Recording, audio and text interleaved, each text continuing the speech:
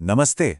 आज की हमारी इस खास चर्चा में हम उमाकांत कोड़ी जी की लिखी एक बेहद मार्मिक और सिनेमाई कहानी खुशी के आंसू की गहराइयों में उतरने जा रहे हैं। खुशी के आंसू सिर्फ एक नाम नहीं है, सच कहूं तो ये मात्र प्रेम, गहरी विपत्ति और इंसान के भीतर छिपे उस अकल्पनीय आध्यात्मिक लचीलेपन की एक सत्य कथा है। चलिए शारदा देवी के जीवन के उन पन्नों को पलटते हैं और समझते हैं कि कैसे जीवन के सबसे क्रूर दुखों ने एक ऐसी मौन शक्ति को जन्म दिया जिसने अंततः गहने अंधकार को हमेशा के लिए प्रकाश में बदल दिया। एक बहुत गहरा विचार है। प्रेम को देखने रक्त संबंध या निश्चितता की आवश्यकता नहीं होती। क्या सच्चा जुड़ाव सचमुच भौतिक सीमाओं से परे हो सकता है? ये विचार सिर्फ एक वाक्य नहीं, बल्कि इस पूरी कहानी की आत्मा है। यह हमें ये सोचने पर मजबूर करता है कि क्या भावनाएं केवल आंखों से देखी जाती हैं या उनका वजूद किसी भी रिश्ते की परिभाषा से कहीं अधिक गहरा होता है। हमारी इस चर्चा के अंत तक इस विचार का असली और रोंगटे खड़े कर देने वाला मतलब पूरी तरह से साफ हो जाएगा।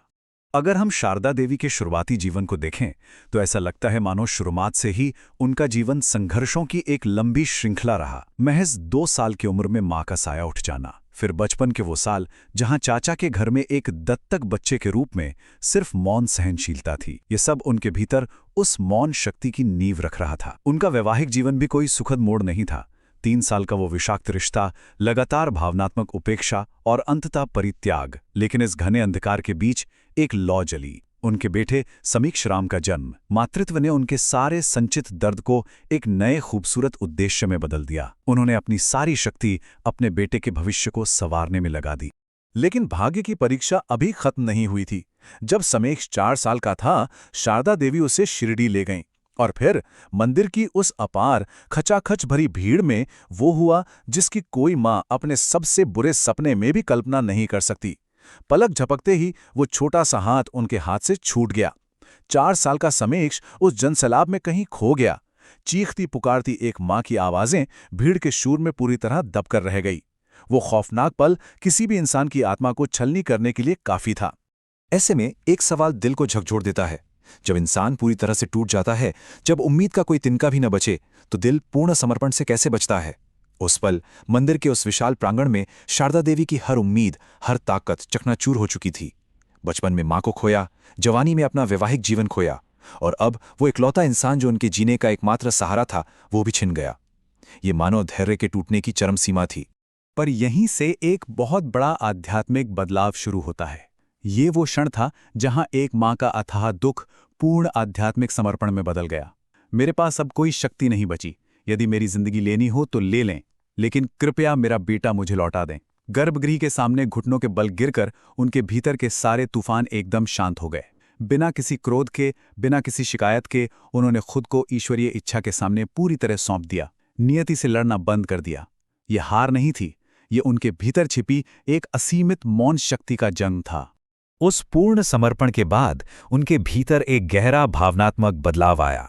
जो आंखें हर अजनबी चेहरे में केवल अपने खोए हुए बेटे को खोजती थीं, वो आंखें धीरे धीरे शिरडी के अनाथालय में बच्चों की निस्वार्थ सेवा की ओर मुड़ गईं। उनका असहनीय दुख अब असीम करुणा में बदल रहा था। अपने दर्द में डूबने के बजाय उन्होंने दूसरों के दर्द को अपना लिया। अनाथालय के उन बच्चों की सेवा करते हुए मानो ये महसूस होने लगा कि वो ब्रह्मांड के हर बच्चे में कहीं न कहीं अपने ही बेटे की देखभाल कर रही हैं। और इसी करुणा के बीच आश्रम में कुछ ऐसा हुआ जिसने कहानी की दिशा हमेशा के लिए बदल दी। एक नेत्रहीन अनाथ बालक आश्रम लाया गया जो अपने बारे में केवल इतना जानता था कि उसका नाम राम है। उस छोटे से बच्चे के चेहरे पर एक ऐसी अलौकिक शांति थी जो किसी को भी मंत्रमुग्ध कर दे। वो दुनिया को देख नहीं सकता था, लेकिन शुरुआत से ही शारदा देवी के साथ उसका एक अनकहा, गहरा और आध्यात्मिक जुड़ाव बन गया। फिर एक दिन राम ने कुछ ऐसा कहा जिसने सब कुछ बदल दिया। अम्मा, आप चुपचाप रोती हैं, लेकिन आप जाती नहीं। इस नेत्रहीन बच्चे के इन शब्दों ने शारदा देवी के दिल की आखिरी दीवार भी गिरा दी। इस बालक ने वो देख लिया था जो आंखों वाले भी नहीं देख सकते थे, उनका छुपा हुआ दर्द और उनकी निरंतर बिना शर्त उपस्थिति। इस एक वाक्य ने यह साबित कर दिया कि प्रेम केवल एक एहसास है। इसे महसूस करने के लिए किसी चेहरे या आंखों की आवश्यकता नहीं होती। कहानी अब अपने अगले पड़ाव पर पहुंचती है। भाग 1, ट्रेन में डकैती और मात्र साहस का वो अनोखा रूप। उस बालक को गोद लेकर हैदराबाद लौटने का निर्णय उनके जीवन का एक नया अध्याय था। लेकिन रात के अंधेरे में ट्रेन के उस सफर के दौरान लुटेरे घुस आए। जैसे ही लुटेरों का खतरा उस नेत्रहीन बच्चे पर मंडराया, शारदा देवी की वर्षों की मौन सहनशीलता एक ज्वालामुखी की तरह फट पड़ी। बिना एक पल गवाए उन्होंने चतुराई से बच्चे को सुरक्षित छिपाया और निहत्ते ही उन हथियारबंद लुटेरों के सामने दीवार बनकर खड़ी हो गईं। ये वो अदम्य मात्र साहस था जो बचपन के अकेलेपन और विपत्तियों से तपकर फौलाद बन चुका था। उनकी इस निडरता ने पूरे डिब्बे की ऊर्जा बदल दी, यात्रियों में हिम्मत भर दी और लुटेरों को भागने पर मजबूर कर दिया। हैदराबाद पहुंचकर जीवन ने एक नई और सकारात्मक लय पकड़ी। शारदा देवी ने राम को दृष्टिबाधित बच्चों के एक विशेष स्कूल में दाखिला दिलाया। उन्होंने कभी भी राम को बेबस या लाचार महसूस नहीं होने दिया। इसके बजाय उन्होंने उसमें आत्मनिर्भरता के बीज बोए। उसे ध्वनि और स्पर्श के माध्यम से दुनिया की सुंदरता को समझना सिखाया गया। उस उत्साहपूर्ण वातावरण में राम के भीतर का आत्मविश्वास तेजी से परवान चढ़ने लगा। राम के लिए संगीत उसकी आंखें और उसकी पूरी दुनिया बन चुका था। सब कुछ बहुत सुंदर चल रहा था कि अचानक एक दुर्घटना घटी। अपनी मां को सीढ़ियों से गिरने से बचाने के प्रयास में राम का अपना हाथ टूट गया। अगले 3 महीनों तक शारदा देवी ने अपनी नींद, अपना सुख, सब कुछ त्याग कर दिन रात उसकी देखभाल की। इस घटना ने साबित कर दिया कि उनका ये रिश्ता सिर्फ एक कागजी गोदनामे तक सीमित नहीं था। ये गहरे त्याग, निस्वार्थ प्रेम और एक दूसरे के प्रति अटूट समर्पण से बुना हुआ एक पवित्र बंधन था। जिंदगी एक खूबसूरत लय में चल रही थी, तभी एक अप्रत्याशित मोड़ आया। शिरडी आश्रम से अचानक एक तत्काल और जीवन बदलने वाला बुलावा आया।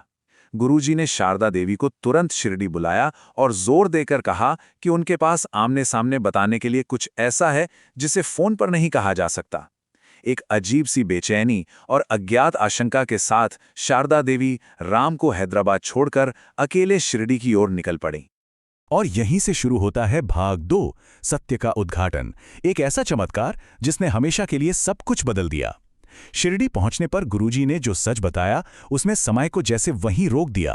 वो नेत्रहीन अनाथ बच्चा राम असल में वर्षों पहले उसी मंदिर की भीड़ में खोया हुआ उनका अपना जैविक बेटा समीक्ष राम था।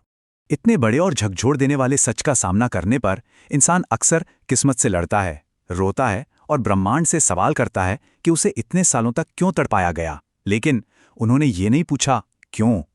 उनकी आध्यात्मिक यात्रा इतनी गहरी हो चुकी थी कि उन्होंने उस दर्द और बिछोह के लिए भी आभार व्यक्त किया जिसने अंततः उन्हें उनके बेटे से मिला दिया। सीधे साईं बाबा के मंदिर जाकर उन्होंने सिर्फ सिर झुकाया और पूर्ण कृतज्ञता के साथ धन्यवाद दिया। अपने बेटे को उसकी असली पहचान बताने की जल्दी में वो उसी रात हैदराबाद के लिए बस में सवार हो गईं। लेकिन नियति की क्रूरता अभी बाकी थी। आधी रात को हाईवे पर वो बस एक भयानक हादसे का शिकार हो गई और उसमें भीषण आग लग गई। शारदा देवी बुरी तरह झुलस गईं और उन्हें गंभीर जीवन रक्षक स्थिति में आईसीयू में भर्ती कराया गया। सच बताने का वो अवसर धुएं में खो गया। अस्पताल में एक और खौफनाक सच सामने आया जो पिछले 2 सालों से एक गहरा रहस्य बना हुआ था। वो सच जुड़ा था इस अंक 2 से। शारदा देवी पिछले 2 सालों से गले के टर्मिनल कैंसर से जूझ रही थीं। उन्होंने अपनी इस असहनीय पीड़ा को भी अपनी उसी मौन शक्ति के पीछे छिपा कर रखा था ताकि उनके बेटे की मुस्कान न छीने। और अब इस भीषण दुर्घटना के बाद उस कमजोर शरीर के बचने की कोई उम्मीद नहीं थी। समय के इस क्रूर विरोधाभास को समझना बहुत मुश्किल है। एक तरफ शहर के दूसरे कोने में वो नेत्रहीन बेटा स्कूल के मंच पर जोकर का किरदार निभाकर पूरे सभागार को हंसा रहा है, और ठीक उसी समय दूसरी तरफ उसकी मां आईसीयू के बिस्तर पर जीवन और मृत्यु के बीच अपनी आखिरी सांसों के लिए लड़ रही है। यह दृश्य हमें भीतर तक चीर देता है, यह दिखाते हुए कि जीवन एक ही पल में कितना सुंदर और कितना निर्मम हो सकता है। जब समीक्ष को भागता हुआ अस्पताल लाया गया तो अपनी मां की हालत महसूस कर वो फूट फूट कर रो पड़ा। तब शारदा देवी ने कांपते हुए हाथों से उसका चेहरा छुआ। गहरी सांस लेते हुए उन्होंने कहा, मैं जल्द ही तुम्हारे पास लौटूंगी, एक सुंदर उपहार के साथ। ये सिर्फ किसी को शांत करने के शब्द नहीं थे, ये एक मां का वो शाश्वत वादा था जो मृत्यु की सीमाओं को भी पार करने वाला था।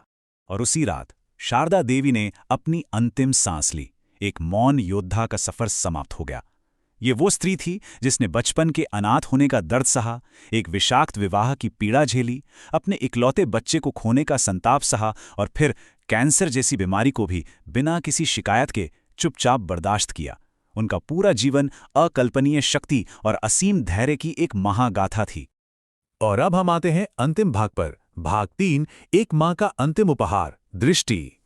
कैंसर का पता चलने के तुरंत बाद 2 साल पहले ही उन्होंने अपनी आंखें दान करने का संकल्प ले लिया था। दुनिया के लिए नहीं, बल्कि अपने बेटे के लिए। मृत्यु के बाद उनकी यह अंतिम इच्छा पूरी की गई। ऑपरेशन के अगले दिन आंखों पर पट्टी बांधे अस्पताल के गेट पर इंतजार करते समीक्ष की स्थिति दिल दहला देती है।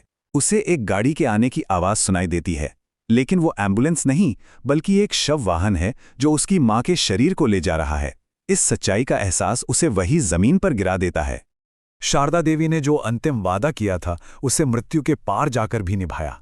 वो शरीर के रूप में वापस नहीं आई, लेकिन वो उसकी दृष्टि बनकर लौटी। वो प्रकाश और शाश्वत प्रेम बनकर लौटी।